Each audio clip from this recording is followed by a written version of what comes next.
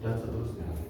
Nah, dalam konsep migrasi penduduk sering mungkin para di referensi kita baca disebut dengan daya tarik atau pull factor yang sekarang ini cukup dominan ketimbang push atau daya dorong. Ya, kalau tsunami 2004 itu kan adalah sesuatu yang mendorong orang keluar dari wilayah pantai. Jadi push factor orang bermigrasi keluar dari wilayah kota Banda Aceh. Kita masih ingat sekitar 5 tahun di awal setelah tsunami itu harga bangunan, harga sewa tanah, harga sewa rumah di daerah yang terdampak parah tsunami itu jatuh.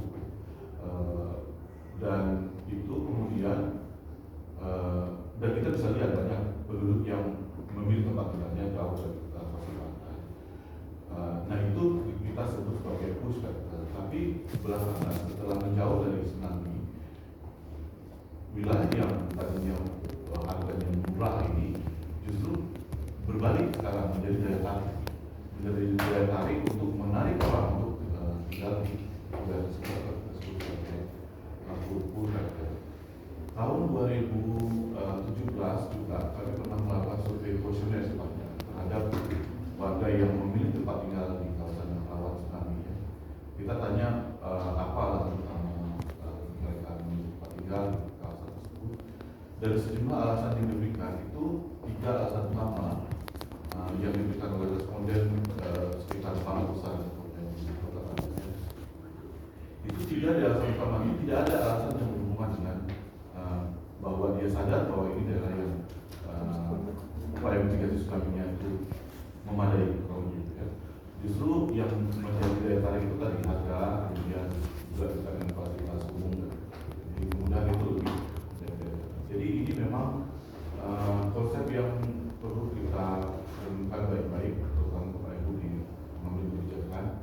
Tentu kita nggak bisa memuaskan semua pihak, karena pasti ada apa yang disebut dengan mungkin titik optimal atau trade off dari semua persoalan.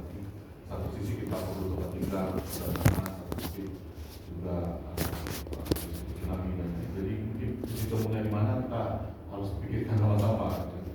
Relokasi rasanya bukan ide yang menarik kita bicarakan saat ini karena bukan kita, tapi paling tidak ada upaya ke depan untuk kawal ya, untuk mengontrol pertumbuhan jumlah bangunan atau kerapatan populasi di rawan tsunami.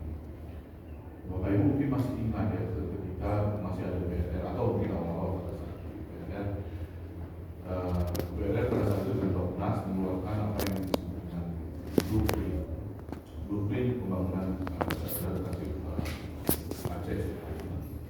Pada blueprint itu disebutkan pada dokumen awalnya 500 meter dari garis pantai itu diharapkan dikosongkan dari pemukiman atau fasilitas yang menarik penduduk. Jadi dari fakta yang kita lihat hari ini ya, konsep ini tidak berjalan dengan baik. Kita semua tahu, meskipun tidak 100% gagal, kita tahu ada sebagian yang kemudian terpaksa kita warga kita pindah ke katakanlah ke perumahan Buddha Suci dan lain-lain itu. Nah persoalannya adalah sekarang yang menempati di wilayah yang zona tsunami ini adalah yang tadi disebutkan oleh Budana, sebagiannya adalah mereka yang tidak punya hubungan atau tidak punya pengalaman dengan masalah tsunami. Tahun 2019 kita melakukan lagi survei menghubungkan antara kesiapsiagaan atau persepsi orang terhadap tsunami di seluruh daerah tersebut. Kita survei pada saat itu responnya 1000-an, 1100 kalau saya tidak salah. Nah, salah satu kesimpulan pentingnya adalah ada perbedaan Bapak saya, terutama antara mereka yang berhadapan langsung dengan tsunami 2004 dengan mereka yang tidak berhadapan langsung.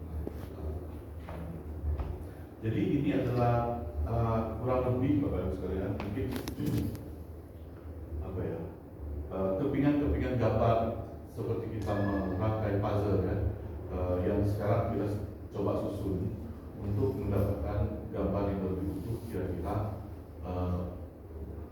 apa ya, visi atau gambaran Aceh atau Banda Aceh besar ke depan kalau kita kaitkan upaya mitigasi bencana itu mestinya seperti apa?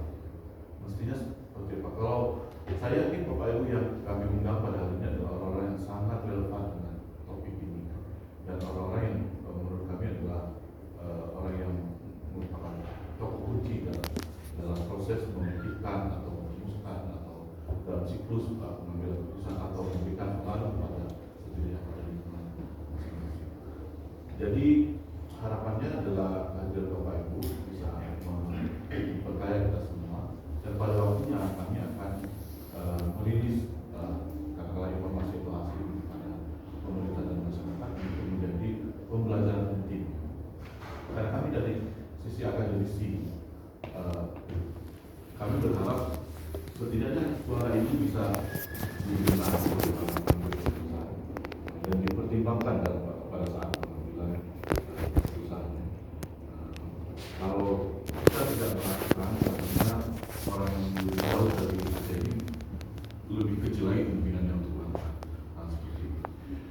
Banda Aceh juga bagus sekalian atau juga kalau kita sering dengar pendapat atau temuan dari para ilmuwan yang di luar, mereka menganggap bahwa kota kita itu adalah kota yang relatif masih mungkin dikelola dengan baik gitu. Ya, jadi istilahnya masih dalam jangkauan manageable, tidak rumit dan karena mereka mendatangkan dari kota besar rumit ya. Tapi pada faktanya kita tidak juga 100% bisa memenuhi agenda mitigasi bencana seperti yang dibahas. Nah, tentu kan pengalaman orang di wilayah lain adalah hal yang penting, tapi tidak serta-merta kita seperti bisa copy paste ya. Copy paste apa yang dilakukan kita copy paste di sini apa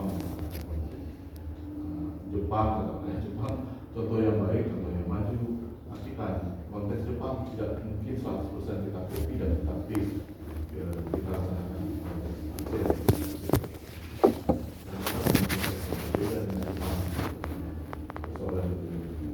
dan perbedaan konteks kita orang-orang yang tidak berpengalaman. Nah itu harapan kami dari FK ini karena